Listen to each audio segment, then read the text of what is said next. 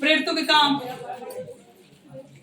उसका 7 अध्याय उसकी 2 और 3 पद सुनेगा। उसने कहा, जी, हे भाइयों और पितरों सुनो, हे भाइयों और पितरों सुनो, हमारा पिता अब्राहम हारान में बसने से पहले, लिखा है हमारा पिता अब्राहम जो हारान में बसने से पहले, जब मेसोपोटामिया में था, वहाँ जब मेसोपोटामिया में था, तो तेजोमय परमेश्वर ने उसे दर्शन दिया, तेजोमय परमेश्वर ने उसे दर्शन दिया और उससे कहा, तू अपने देश और अपने कुटुंब से निकलकर जी उस देश में जा जी, जिसे मैं तुझे दिखाऊंगा। सुनेगा, ये नए नियम प्रेरितों के काम में लिखा है, पर उत्पत्ति में यही शब्द का इस्तेमाल किया गया है। 12 अध्याय में वचन में लिखा है, परमेश्वर ने अब्राहम को दर्शन देकर कहा, तो अपने कुटुंबियों को छोड़कर, अपने माँ बाप को छोड़कर, अपनी जमीन को छोड़कर ऐसे देश में जा जो मैं तुझे दिखाऊंगा या दूंगा। और ये प्रेरितों का काम उसके 7 अध्याय के 2 और 3 पद में भी ऐसा बयान है। अब कल्पना कीजिए कि परमेश्वर ने जो बातें पुराने नियम में लिखाई और उन बातों का समागम नए नियम में भी मिलता है। इसका मतलब है आप दोनों पहलुओं में बराबर हैं और प्रभु का वचन सच्चा है और वो सच्चा है। Hallelujah, hallelujah. मैं आपको बताना चाहता हूँ, कई बार परमेश्वर हमें कुछ छोड़ने के लिए बोलते हैं, कुछ पाने के लिए नहीं। लोग कहते हैं कुछ पाने के लिए कुछ खोना पड़ता है। खोने से यह तात्पर्य नहीं है कि आप कुछ भी खो सकते हैं, पर इतना तात्पर्य जरूर है कि आप अपने पुराने स्वभाव को अवश्य खो दें। खोने का मतलब है भूल जाए, छोड़ दें। आप अपने पुराने चाल चलन को, भावात्मक बातों को छोड़कर प्रभु में एक नए चाल चलन का आरंभ करने पाए। आशीष कब मिलेगी? जब हम अपने पुराने स्वभाव को छोड़कर एक नई जिंदगी को जिएंगे। परमेश्वर ने अब्राहम को आज्ञा दी थी, क्या दी थी? दर्शन देकर कहा था कि तुम अपने परिवार को, अपने कुटुंबियों को छोड़ दो। क्या करो? क्या करो? लिखा है अब्राहम ने छोड़ा क्या क्या? अपनी जगह को, अपने कुटुंबियों को, अपने परिवार को और अपने माँ बाप को, और कह सकते हैं अपने जो हम पूर्वजों से करते चले आए हैं पुरानी रीति रिवाजों को भी अब्राहम ने छोड़कर नए देश में जाने के लिए ठान लिया। आपको पता है हम इस मसीह में आ तो जरूर गए, पर अभी पुरानी रीति रिवाजों को छोड़, पुराने स्वभाव को छोड़ नहीं पा रहे। आपको पता है यदि हम छोड़ नहीं रहे, हम कुछ पाने नहीं जा रहे। तो में लिखा है अब्राहम ने छोड़ा अपना देश, अपना नगर, अपना गांव, अपने माँ बाप, और कहाँ गया? जो परमेश्वर से दिखाना चाहता था, जो बताना चाहता था। और वहां पे रहकर उसने क्या किया? लिखा है वहां पे रहकर आशीषित होने पाया। क्या होने पाया? क्या होने पाया? आशीषित। जिस नगर में, जिस शहर में कनान में जाना था, वहां पे वो आशीषित होने पाया। मैं कहना चाहता हूँ परमेश्वर आपके लिए एक नई योजना को तैयार कर रहा है। वो चाह रहा है अपने पुराने स्वभाव को छोड़कर नए स्वभाव में आए और प्रभु यीशु मसीह को ग्रहण करें, ताकि आप आशीषित होने पाए। आप आशीषित कैसे होने पाएंगे? जब पुराना छोड़ेंगे। एक बात मान लो आपके यहाँ फ्रिज पहले से है और वो फ्रिज खराब हो जाए, आप क्या करेंगे? बनने के लायक ना उसे हटाएंगे, ना बदलेंगे, नया लाएंगे। अब नया तभी लाकर लाएंगे, पर रखेंगे तभी जब उस फ्रिज को हटा देंगे वहां से। क्योंकि कई बार घरों में जगह सीमित होती है। पर प्रभु का धन्यवाद आपके पास बिगहों का घर है तो बढ़िया बात है। पर कुछ लोगों के घर सीमित होते हैं। शहर में जाएं तो 10 बाई 10 के कमरे में रहकर जिंदगी पार करनी पड़ती है। अगर वहां पे आपको नया फ्रिज लाना है और पुराना खराब हो गया, उसको हटाना, तो क्या करेंगे? जब तक वो पुराना हट नहीं जाएगा तब तक आप नए फ्रिज को वहां पे स्थापित रख नहीं पाएंगे। इससे पहले कि आप नया फ्रिज ला बेशक ले, चलाएंगे तभी जब उसको हटाएंगे।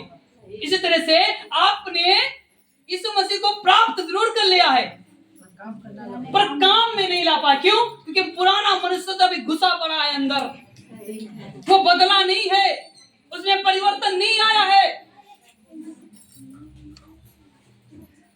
मैं आपको बताना चाहता हूँ, जब तक ये पुराना स्वभाव आपके जीवन से जाएगा नहीं, प्रभु यीशु मसीह का आत्मा आप में काम नहीं करेगा।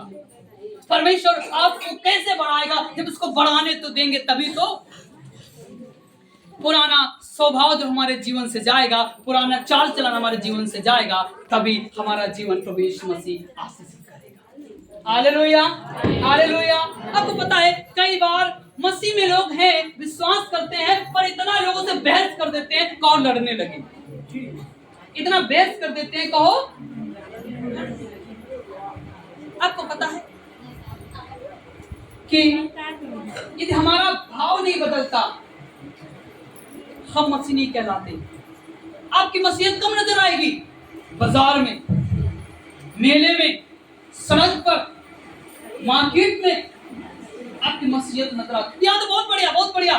सप्ताह के पहले दिन आते हैं, जब सिक्की, पर पूरे सप्ताह क्या करते हैं उनको खुद नहीं पता होता है।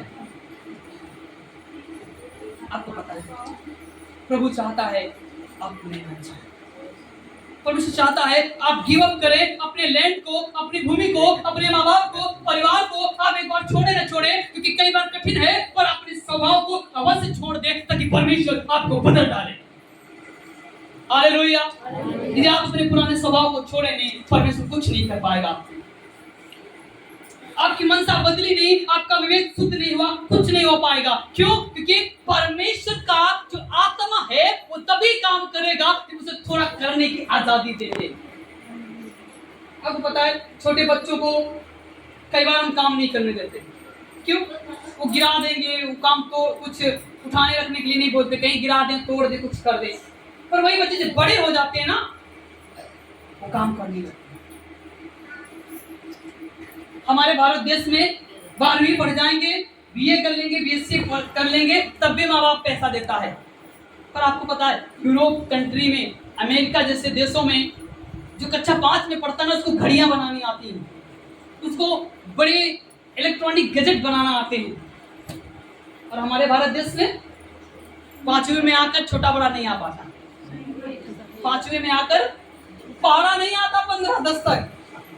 और अमेरिका इतनी आगे है कि वहां 5 में पढ़ने वाला बच्चा अपने हाथों से घड़ियों का निर्माण करता है, और 10 में आते आते अपने बिजनेस में 10 बार वो फेल और पास हो चुका होता है बिजनेस को करके। ये तो भैया इंटर पढ़ रहे अभी भी फीस दे रहे, भैया बीएससी कर रहे अभी भी फीस दे रहे। क्योंकि विकासशील देश से, विकसित देश से, जहाँ पे परमेश्वर के अधिकतर अन्यायी हैं या मानने वाले हैं, और अपने यहाँ खरे ही नहीं मानते, गांव की तो बात छोड़ो। कहां से विकास आएगा? कहां से आपका बच्चा घड़ी बनाना आरंभ करेगा? क्योंकि हम परमेश्वर को जानना नहीं चाहते, हम परमेश्वर को मानना नहीं चाहते, पुराने ख्यालों को छोड़ना नहीं चाहते। और आशा कैसी है? भैया हमारा बुलेट बनाएगा। कैसे बुलेट बनाएगा? भैया हमारा डीएम बनेगा। कैसे डीएम बनेगा? जब वो सृजनहार परमेश्वर को नहीं जान पा रहा, सृजनहार की आराधना नहीं करता, उपासना नहीं करता, कैसे आगे बढ़ने के लिए आप विचार कर सकते हैं? मैं आपको बताना चाहता हूं, यदि आपसे परमेश्वर को छोड़ने के लिए बोलता है, आपको छोड़ना है। घर परिवार की बात तो नहीं है, पर आपको अपने पुराने ख्यालात को छोड़ना है। दूसरा, जो उसको दर्शन मिला था 75 वर्ष के कि मैं तुझसे जाति बनाऊंगा, वास्तव में परमेश्वर ने उस दर्शन को पूरा किया और अब्राहम के द्वारा नई जाति को बनाया। उसके द्वारा हम आप आशीषित होने पाए। सीखेंगे क्या यहाँ से? नंबर 1, पहले तो अब्राहम परमेश्वर के संग संग चलता था। कैसे चलता था? कैसे चलता था? संग संग चलता था। दूसरा, अब्राहम परमेश्वर के प्रति आज्ञाकारी था। किसके प्रति आज्ञाकारी था? परमेश्वर की। पत्नी के नहीं लिखा है, माँ बाप के नहीं लिखा है। तेरे उसका पिता था, बहुत बढ़िया था, पर ये नहीं लिखा है कि वो तेरे का बहुत बढ़िया आज्ञाकारी था। लिखा है, परमेश्वर का वचन कहता है अब्राहम परमेश्वर का आज्ञाकारी था। किसका आज्ञाकारी था? किसका? और हम किसके आज्ञाकारी बन रहे हैं? नहीं बन पाते परमेश्वर। अरे पति ना कहीं रोड जाए, उनको तो मना। माँ बाप ने खाना खाया ना खाया, वो ना कहीं रूठ जाए, उनको तो मना ले। कई बार पत्नी को मनाते मनाते कई साल बीत जाते हैं, और जब 20 साल हो जाते हैं तो जब कभी बात बनती है तो क्या कहते हैं? तुमको अगर मैं जान पाती तुम इतने निकम्मे थे, तुमसे कभी विवाह न करती। ऐसे पति भी कहता है। हमको अगर पता होता फलाने गांव की लड़कियां ऐसी होती हैं, हम दोबारा ब्याह नहीं करते, वहां लेके नहीं जाते। 20 साल गुजार देते हैं, जिंदगी समझ नहीं पाते एक दूसरे को। बच्चे आ जाते हैं, कब बच्चे आ गए ये भी नहीं पता चला, और बाद में कहते हैं मैं तुमको जान पाता तुमसे। वो थोड़ा देहाती स्टाइल में कहेंगे, हाँ तो मैं नॉर्मल बता रहा हूँ, हड़का मैं तुमको अगर जान पाती तुमसे कभी भी वाना करती। ऐसे पर हम बता 20 साल रिश्ते गुजारने के बाद, बच्चे आने के बाद, कई बार पति और पत्नी एक दूसरे को जान नहीं पाते।